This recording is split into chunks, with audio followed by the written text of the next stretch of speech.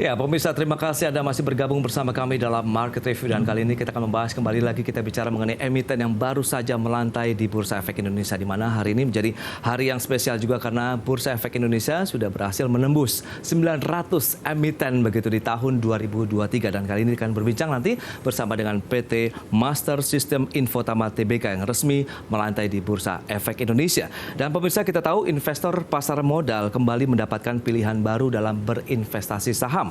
Ya, PT Master System Infotama Tbk, emiten yang bergerak di bidang usaha solusi, integrasi, dan pemeliharaan sistem teknologi informasi, resmi menjadi anggota Bursa Efek Indonesia.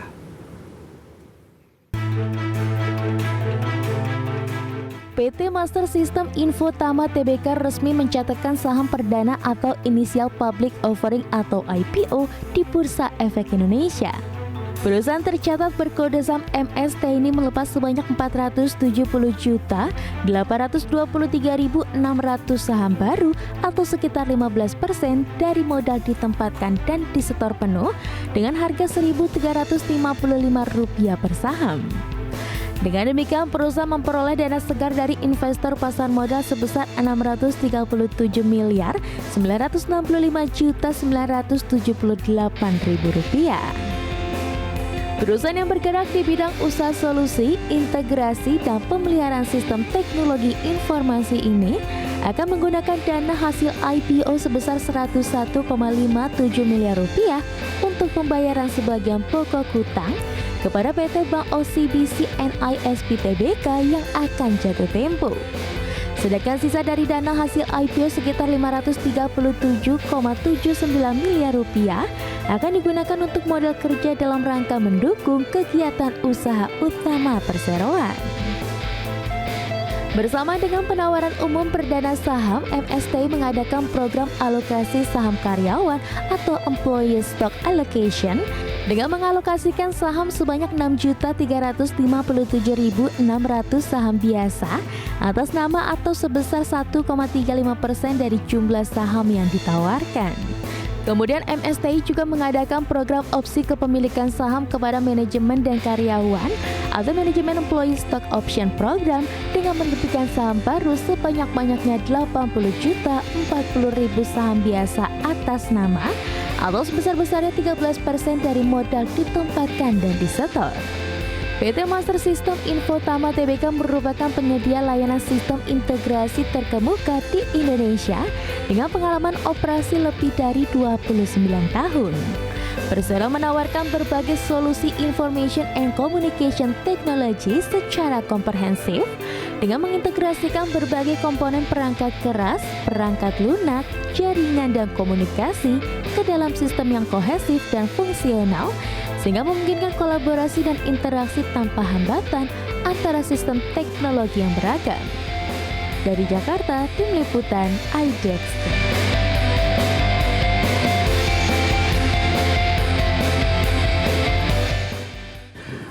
Baik pemirsa, untuk membahas tema kita hari ini, PT Master System Infotama Tbk resmi melantai di Bursa Efek Indonesia sudah hadir bersama saya di studio IDX Channel. Yang pertama ada Bapak Edi Antoni, beliau adalah Presiden Direktur PT Master System Infotama Tbk, dan kedua Bapak Gio Halim, Direktur PT Master System Infotama Tbk, dan juga Bapak Jupri Wijaya, Presiden Komisaris PT Master System Infotama Tbk. Selamat pagi Bapak-Bapak, Pak Edi, Pak Gio, dan juga Pak Jupri. Selamat pagi. Sumringah sekali hari ini karena sudah menjadi emiten yang ke-900 nih Pak ya hari ini ya. Luar biasa sekali capaian juga buat Bursa Efek Indonesia. Kita langsung saja ke Pak Edi nih. Sebenarnya apa sih yang mendasari perseroan akhirnya menjadi perusahaan tercatat di pasar modal ini Pak Edi? Ya, pertama-tama kami ucapkan terima kasih kepada pihak Otoritas Jasa Keuangan, Bursa Efek Indonesia, Kustodian, Sentral Efek Indonesia, serta para profesi penunjang atas dukungan sampai Master System menjadi perusahaan tercatat di Bursa Efek Indonesia. Kami juga mengucapkan terima kasih kepada masyarakat atas antusiasnya dalam memesan saham yang ditawarkan oleh Perseroan. Adapun tujuan manajemen menjadikan Perseroan sebagai perusahaan tercatat karena Perseroan sebagai perusahaan yang terus berkembang. Kami ingin memberikan kesempatan kepada masyarakat untuk dapat berinvestasi dalam perusahaan teknologi informasi seiring dengan pertumbuhan digitalisasi di Indonesia yang sangat pesat. Dan tentu kami ingin meningkatkan kesadaran publik tentang siapa master system itu, serta memberikan pelayanan yang lebih baik lagi kepada pelanggan-pelanggan kami yang setia. Di samping itu, untuk lebih meningkatkan corporate governance perseroan. Oke, itu dia ya, sebagai tujuan begitu ya dari perusahaan akhirnya melantai di Bursa Efek Indonesia. Dan kita langsung saja ke Pak Jo Halim. Lantas seberapa banyak nih saham yang dilepas, kemudian responnya juga seperti apa sih dari investor pasar modal kita nih Pak? Oke, terima kasih. Jumlah saham yang dilepas ke publik oleh Mas Perseroan itu sebanyak 470.823.600 saham. Angka tersebut mewakili sekitar 15% dari modal disetor dan ditempatkan oleh Perseroan setelah dilakukannya penawaran umum perdana saham. Harga saham yang ditawarkan Perseroan adalah sebesar Rp1.355.500 per saham. Untuk animo masyarakat, sekali lagi kami sangat berterima kasih kepada masyarakat atas pemesanan yang dilakukan. Pemesanan atas saham Perseroan mencapai oversubscribe lebih dari 25 kali. Wow, itu dia 25 kali. Berarti memang animonya cukup tinggi ya dari investor kita begitu terkait dengan Perseroan ini. Lantas bagaimana nih target perolehan dana segar yang diraih oleh Perseroan kemudian nanti digunakan untuk apa saja ini? Pak Halim. Oke. Target dana IPO tersebut kami kurang lebih akan mendapatkan sekitar 638 miliar. Penggunaannya tersebut itu pertama adalah kami untuk menggunakan dana tersebut sebagian kecil sebesar 101,5 miliar untuk pembayaran loans kami akan jatuh tempo di bulan Desember tahun ini. Kemudian sisanya akan kami gunakan untuk kebutuhan modal kerja Perseroan ke depan.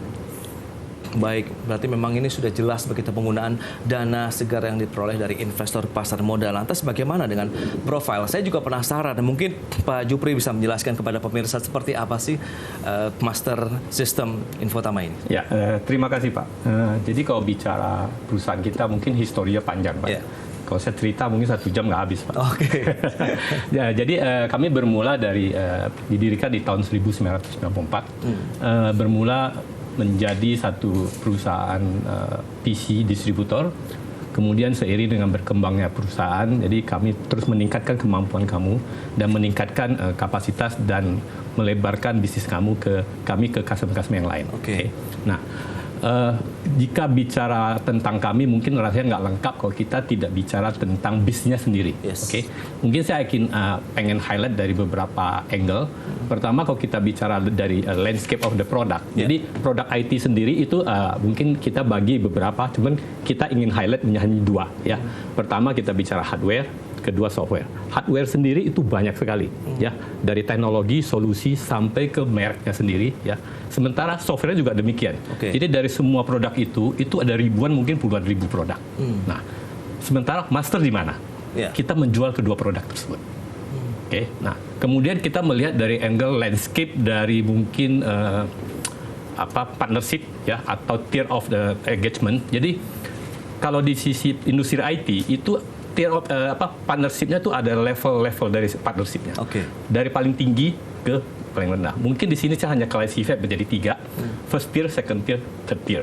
First tier artinya apa? Engage atau dia bisa langsung berhubungan langsung dengan principal atau vendor, pembuat perangkat atau produk sendiri. Sementara second tier adalah itu adalah yang menjual melalui distributor. First tier ya. Third tier demikian juga. Nah, posisi kita di mana?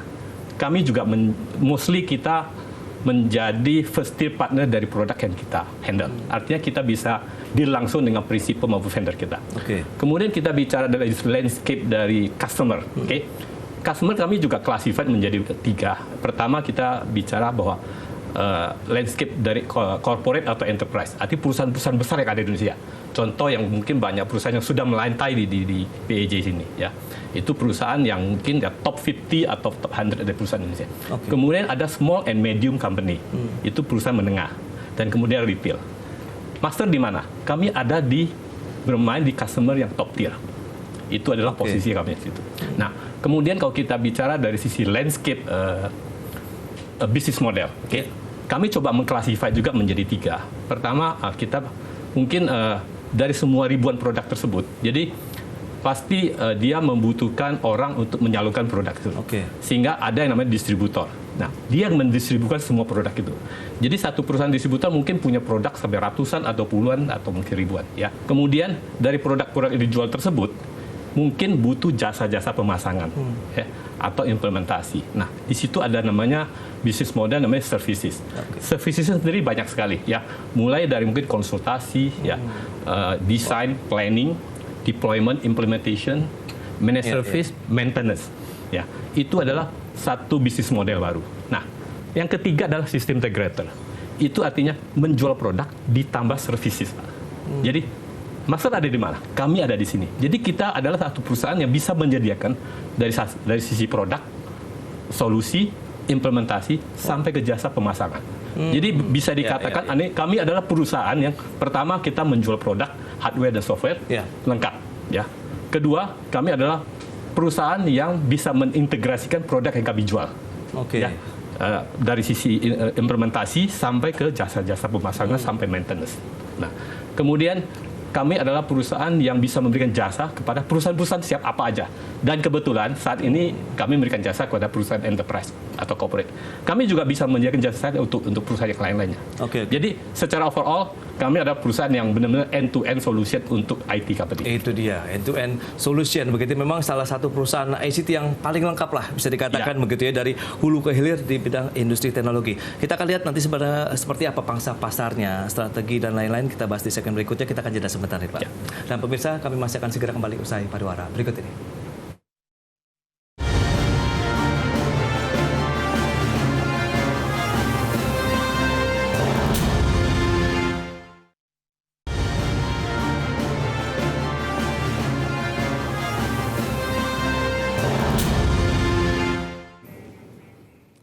Baik pemirsa, terima kasih Anda masih bergabung bersama kami dalam Market Review dan kita akan lanjutkan kembali perbincangan menarik ini bersama dengan Pak Jupri Wijaya. Ini saya masih penasaran terkait dengan pangsa pasar, kemudian tingkat persaingan bisnis di industri ICT di Indonesia. Ini kan juga banyak sekali perusahaan-perusahaan baru yang bermunculan. Nah, lantas bagaimana Anda melihat ke depan ini strategi dari perusahaan Pak Jupri? Ya, kalau bicara pangsa pasar, industri ini cukup kompetitif Pak ya. Tapi sangat menjanjikan Pak, karena pasar besar sekali. Apalagi kan kita tahu bahwa Indonesia negara yang besar, ekonomis dan tumbuh terus. Nah, kami melihat bahwa industri jasa teknologi informasi itu terfragmented Pak. Jadi tergantung bagaimana kita bisa membawa perusahaan ini lebih ke depan. Nah, kami melihat bahwa saat ini banyak terjadi persaingan yang mungkin terjadi ya. Tapi kami sebagai perusahaan, saya yakin dan kami sangat fokus dan merasa kami sangat kompeten di dalam bidang yang kami lakukan. Fokus artinya apa? Kami tetap konsisten dengan bidang kami ICT, sekarang lagi booming. Kompeten artinya apa? Perusahaan kami mempunyai clear vision. Jadi kita punya visi yang jelas bagaimana kita membawa bisnis ini. Kemudian kami juga mempunyai strong leadership ya, artinya manajemen yang kuat, disupport oleh engineer yang expertise. Dan ditambah lagi kami mempunyai produk dan solusi yang sangat mumpuni. Dan kami juga bersyukur bisa mempunyai customer yang sangat baik ya di Indonesia, dan itu semua ada korporasi yang terbesar di Indonesia. Termasuk pangsa pasarnya juga masih oke nih Pak? Masih oke sekali. Jadi langit itu sangat tinggi Pak. Sejauh mana pun kita bisa pergi itu. Yang penting adalah kita harus fokus Pak. Fokus. Nah, kalau kita fokus artinya kita mengerjakan apa yang kita kerjakan. Dan di perusahaan kita sendiri kita merasa satu perusahaan yang sangat kompeten. Kompeten pengertiannya apa Pak? Jadi kita punya satu clear vision Pak. Visi kita jelas. Jadi visi kita dari perusahaan adalah kita menjadi leading IT company di Indonesia. Itu visi kita Pak. Ya. Kemudian kita punya strong leadership. Kita punya manajemen yang sangat kuat ya. Kami sendiri dengan pengalaman yang lebih dari 30 tahun ya.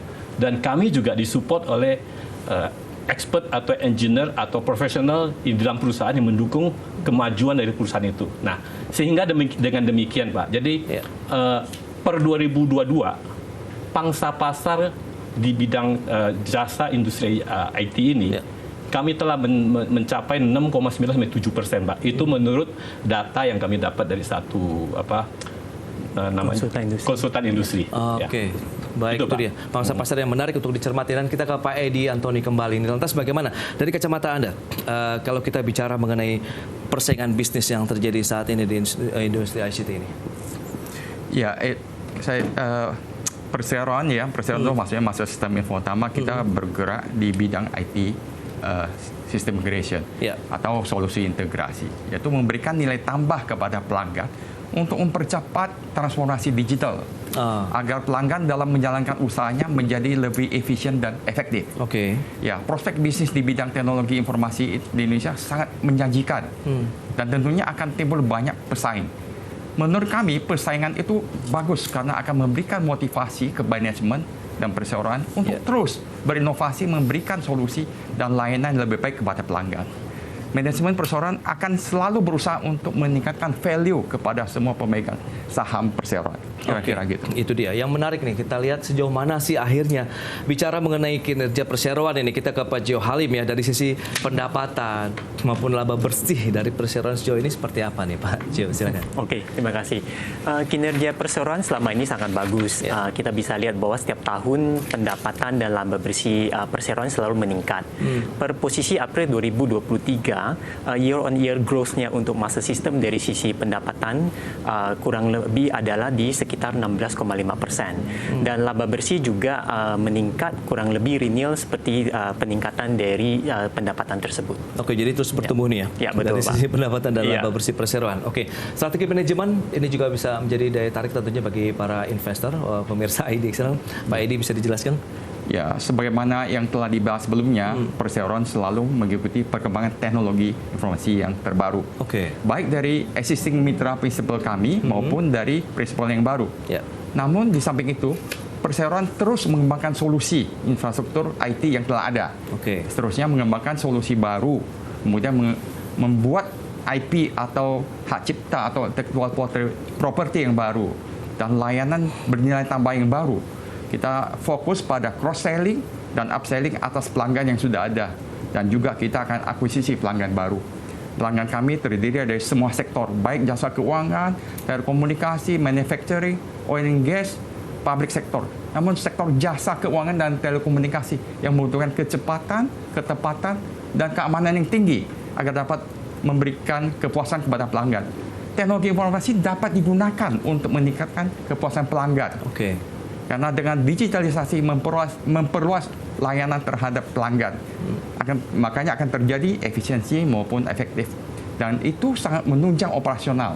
Bahkan dapat menunjang operasional non-stop 24x7, artinya 24 jam sehari dan 7 hari seminggu.